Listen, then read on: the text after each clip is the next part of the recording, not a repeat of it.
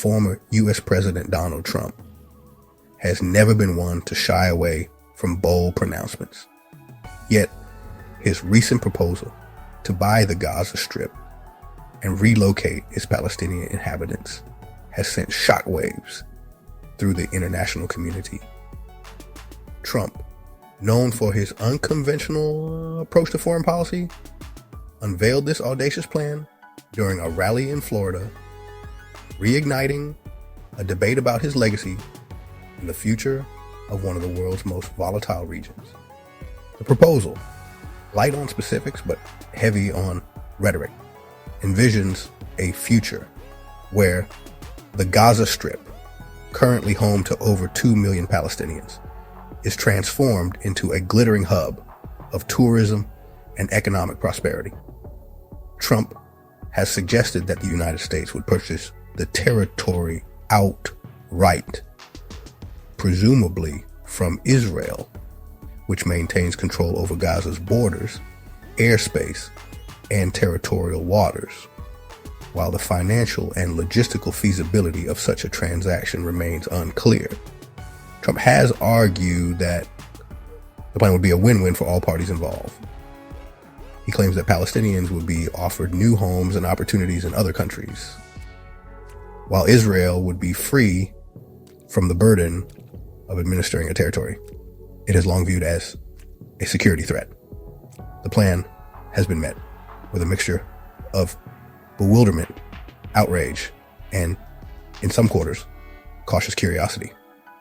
Critics have denounced it as a modern-day land grab, reminiscent of colonial-era policies, while supporters see it as a radical but potentially effective solution to a seemingly intractable conflict. The international response to Trump's Gaza proposal has been swift and largely negative. The United Nations, along with numerous human rights organizations, has condemned the plan as a violation of international law and a dangerous precedent that could exacerbate tensions in the region.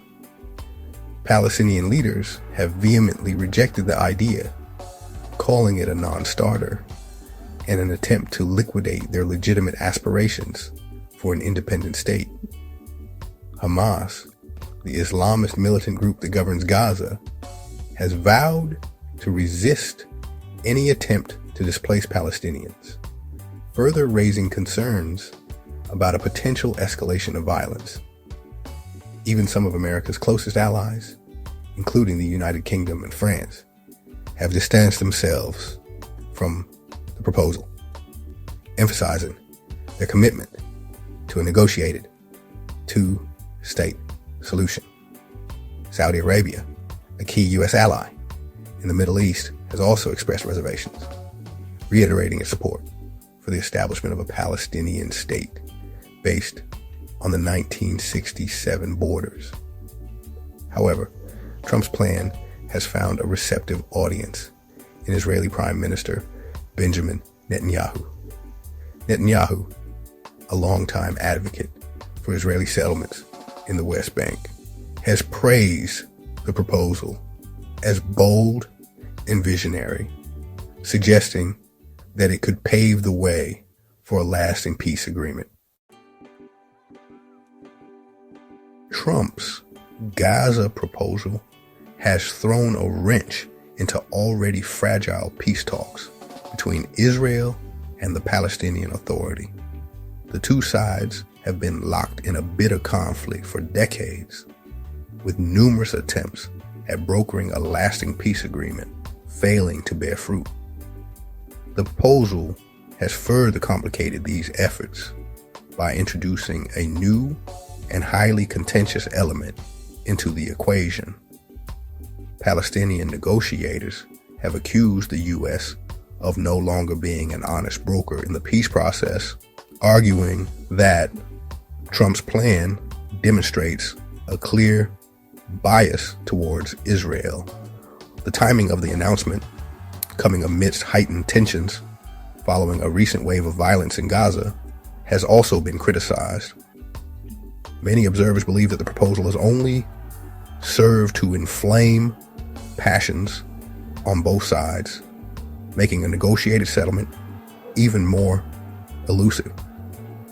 Moreover, the plan has sown divisions within the Palestinian leadership, with some factions accusing others of being willing to entertain the idea of a land swap.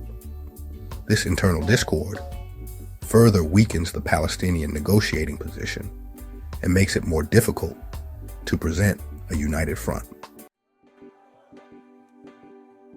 Adding to the turmoil in Gaza is the ongoing hostage crisis that erupted following a recent Hamas attack on Israeli territory. The attack, which involved a large-scale incursion into southern Israel, led to the capture of numerous Israeli civilians and soldiers. Hamas, which justifies its actions as resistance against Israeli occupation, has demanded the release of Palestinian prisoners held in Israeli jails in exchange for the hostages. Israel, however, has refused to negotiate with what it considers a terrorist organization, vowing to use all means necessary to secure the safe return of its citizens. The hostage crisis has further inflamed tensions in the region, leading to a surge in violence and civilian casualties. Israel has responded to the attack with a series of airstrikes and artillery bombardments targeting Hamas positions in Gaza, resulting in widespread destruction and displacement.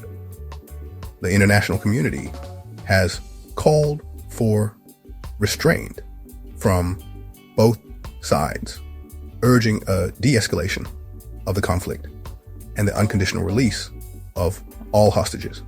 However, with neither side willing to back down, the situation remains volatile, and the fate of the hostages hangs in the balance.